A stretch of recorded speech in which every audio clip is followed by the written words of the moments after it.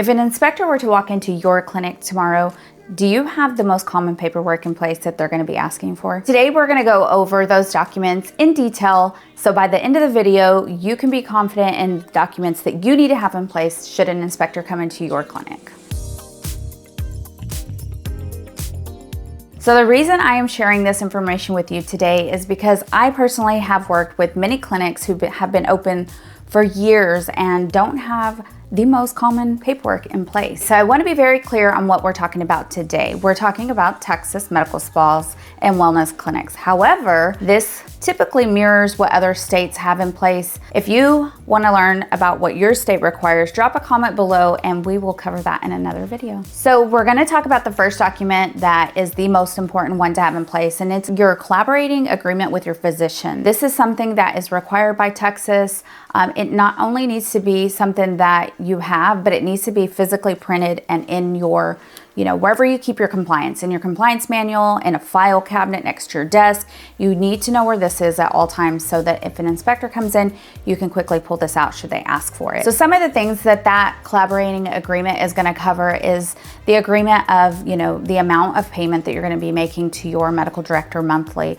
It is going to talk about should you guys separate, what that looks like. Do you need a 30-day notice? But all those details that are important that go into that document, and that is something, service that we offer, and we can definitely help walk you through what that looks like. So stick around to the end of the video and we'll tell you how you can book a call with us. This agreement must be state specific. So if you have a medical director that is, in practicing in several different states, they're in California, they're in New York, now they're in Texas, you want to make sure that your specific agreement covers the Texas laws and the requirements that need to be in that agreement. And then again, mentioning Texas is, the clinic that they're overseeing and where your location is. Okay, so now let's talk about the details that are going to be in that collaborating agreement with you and your medical director. So it is going to appoint, obviously, them as your medical director. It's going to talk about scope of practice and responsibilities.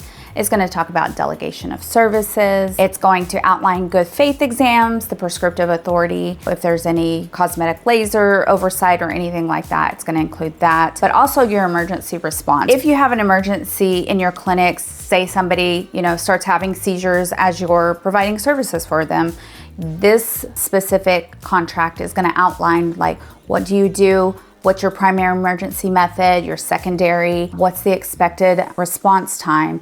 You really got to just outline, what this looks like, what you agree on with your medical director so that you can navigate those professionally and in a timely manner. In emergency situations, as you know, as a provider, time is of the essence. So within that emergency arrangement, you need to make sure that the emergency escalation process is written out. You know what the nearest emergency facility, where it is. In those situations, you need to, also discuss with your medical director, what are you comfortable in agreement on as far as what to keep on hand. Some clinics are just relying on the CPR skills that they have so that if they have that situation, they can, manually give CPR, or some clinics will go a little more above and beyond and have an AED on site. Now, I will say that a lot of clinics are not required to carry an AED, so just check your state laws to be sure on what that looks like for your state. In Texas, you are not required to have an AED on site for your medical spa. It is not a requirement, so I want to be clear on that. So since we're already on the topic, you want to make sure on the other hand that you also have that conversation with your medical director on what it looks like to have an emergency crash cart kit on hand. Are you going to have EpiPens, or is it going to be epinephrine in an ampule? What does your medical director feel most comfortable with when you're setting up that crash cart? Are you putting Benadryl in there? Are you putting Solumedrol? What goes into your crash cart kit that is going to make sure that you can navigate any emergency situation that would come up in your medical setting. The next thing we'll talk about in the contract is going to be the quality assurance and chart review that your medical director is going to need to make sure happens. But you also, as the provider of the clinic, you want to make sure these things happen to stay in compliance. And so what that looks like is that your medical director should be reviewing your charts on a monthly basis. The rule of thumb, the best practice is 10% minimum. And I get the question all the time, where does that 10% number come from? And so it took me a little bit of investigating, but I did find out that this is something that physicians learn in medical school. So it is not something that is written into any law. It's just the bare minimum basics of chart reviews for a physician. So make sure that your physician is doing that for you. That is something that I see that most medical directors actually get flagged for and get, their license suspended for as a part of compliance that doesn't happen. So it is something that Texas looks at often. And if you go on the medical board, you can see those cases and read them for yourself. So compensation structure, you want to make sure that that is clearly structured into your agreement as well. What the amount is, the payment frequency, how to pay those things so that there's no misunderstanding along the way. And, months go by, your medical director doesn't receive payment. I've been in those situations and it's not fun to have months piled up to go back and pay your medical director for. The next thing we'll touch on is terms and termination. Is this a month-to-month agreement with your medical director? Is it a fixed term agreement? Is it terminated? So these are things that you can obviously decide together on what best fits you both. And then you want to make sure that your agreement clearly states the termination for should that situation arise and you guys are going to, part ways. It definitely needs to say how many days in advance you need for terminating your agreement together. Why this is important, because your medical director has a responsibility in making sure that they're not violating the law by just cutting ties with you. Like, hey, I'm out. There should be something written into place to protect yourself, to protect them, so that, again, if you have to part ways, that it's done on a professional level and that your patients are being taken care of and not just being abandoned for care. So just some other quick points that I want to make is making sure that there's something written in there that your medical director is an independent contractor. They are not an employee of yours. You want to make sure that the compliance with your law is written into there. And so specifically for Texas, making sure that both parties understand what that looks like and the governing law that oversees that piece of medical directorship. So the next point I want to talk about is the standing delegation orders. So these are a little tricky in the sense that you need to make sure that you understand the structure of these standing orders and that they need to be provider specific. So these things are going to cover all of your providers that are able to do medical services in your clinic and that are receiving delegation from the medical director. So for instance, if you have an esthetician who is doing dermaplaning in the state of Texas, that is a medical service. If they're doing microneedling in the state of Texas, that is a medical service. If they are doing laser hair removal, that falls under TDLR and is not a medical service. However, everything else that is done on a laser is considered medical, and that needs to be delegated on your standing delegation orders to that provider. Again, it touches for Texas because it's the Wild West here. Anybody can inject, we know that. Anybody can run lasers as long as they have a laser hair removal certification and a medical director to oversee it. So you want to make sure that your MAs, your non-licensed providers, your licensed providers, all have standing delegation orders. The only providers in your clinic that do not have to have standing delegation orders are going to be your NPs and your PAs. When we're talking about standing delegation orders, you need to make sure that your medical director isn't just rubber stamping everything. It's a free for all. This standing delegation order needs to outline specifically those types of services that the provider is providing in your clinic. For example, your esthetician, again, is doing dermaplaning. That needs to be written out. Dermaplaning, your medical director needs to initial that. It needs to be specific. Too often I go in clinics and it's very broad.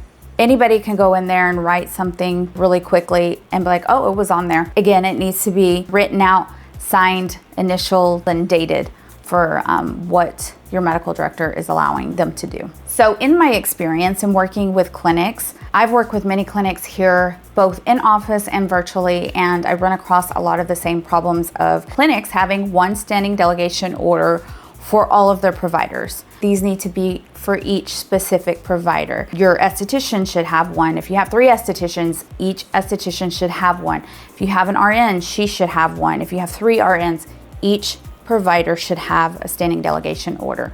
There's no blanket coverage on a standing delegation order for a clinic. So anytime there's a change with these standing delegation orders, obviously they need to be updated and signed with the most recent date. However, these also need to be updated yearly. Your medical director has the quality assurance check on all your compliance stuff. This is something that they're updating yearly. Again, more often than not, these things are not correct when I work with clinics. So the last point that we're going to talk about is the prescriptive authority agreement with your medical director and your mid-level, and what that looks like and what all that agreement entails. In the prescriptive authority, Texas requires that the nurse practitioner, the PA, the physician, whoever's doing that good faith exam, be signed up under the medical board. So for instance, if Jane is your nurse practitioner that is doing your good faith exams, she is going to go onto the medical board website. She's going to type in there that she is under your medical director, and she's going to request that he does oversight for her. Then your medical director will have to go into the Texas Medical Board website, log in, and accept that agreement. So by doing so on the Texas Medical Board website, that allows the Texas Medical Board to know that relationship exists between the medical director and the nurse practitioner they're overseeing, because in the state of Texas, that medical director can only legally oversee either 7 full-time nurse practitioners or 14 part-time nurse practitioners. PAs fall under that as well. Next, we're going to talk about a scenario that is the case for many med spas. So many med spas will use services like Spa Connect, Qualify, We Treat to do their good faith exam. So it's best to talk to them and see what their legal workaround is for that, because obviously they cannot sign up all of their nurse practitioners or any of their providers that are doing good faith exams under a physician on the medical board. The best way that I can tell you is that they should have a legal contract in place to cover you on that. And you should have a copy of that in your clinic, because it is a requirement to have that on site as well. It's just as important to have, like you have your collaborating agreement we talked about, and your standing delegation orders that we talked about. So this too needs to be printed and kept on site. Those are the requirements for Texas laws. However, our business here at ACE goes a step further in making sure there's some other ways that, I guess, the ball isn't being dropped, if you will, as far as that process goes. So we offer a service where we go a little more in depth in putting something in place so that your medical director is ensured that they feel comfortable in the setup of making sure they know whether you have a standalone nurse practitioner or one that's in your clinic that does your good faith exams, or if you're working with an outside company like Spa Connect, Qualify, that does your good faith exams. So for compliance reasons, it's very important to make sure that they're aware of what that looks like and how that works in the clinic. If you are on our Texas membership and you need guidance and help with this, please reach out to us and let us know. It is in your manuals. However, we know those can be overwhelming sometimes, just exactly where to find everything, even though everything's very purposely tabbed. Please reach out to us and let us know. If you are not on our Texas membership, you can definitely book a call with us in the link in our bio, and we can walk you through how you can get started with us.